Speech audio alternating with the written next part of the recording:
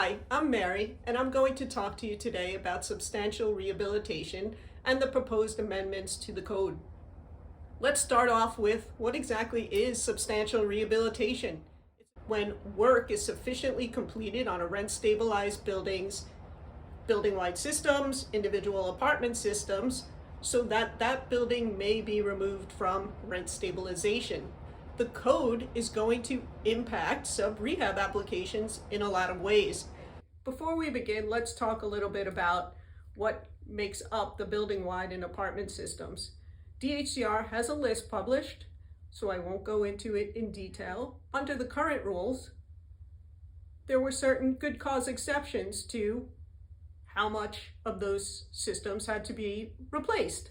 DHCR is now eliminating good cause exceptions to the amount of work that has to be completed on those systems.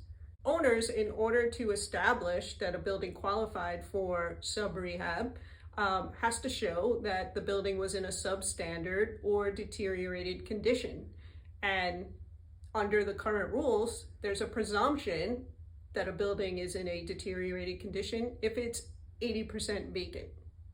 The proposed amendments are eliminating that presumption. So owners have to start thinking about how are they going to show that the building actually qualified for sub-rehab in the first instance. And under the proposed amendments, the apartment will become exempt from regulation if the returning tenant subsequently vacates, or they state in writing that they are choosing not to return.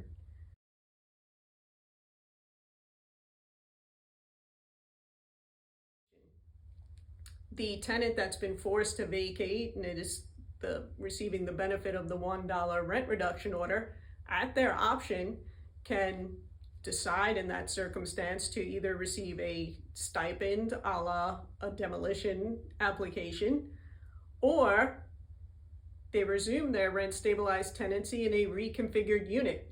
And the rent for that reconfigured unit will be based on comparables for rent stabilized units in that area.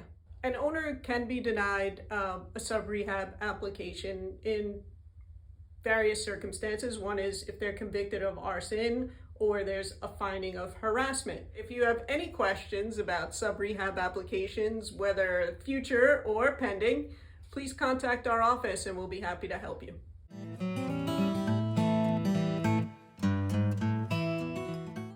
These videos were prepared as a service to clients and other friends of Bora Goldstein to report on significant developments that may be of interest to our clients and friends.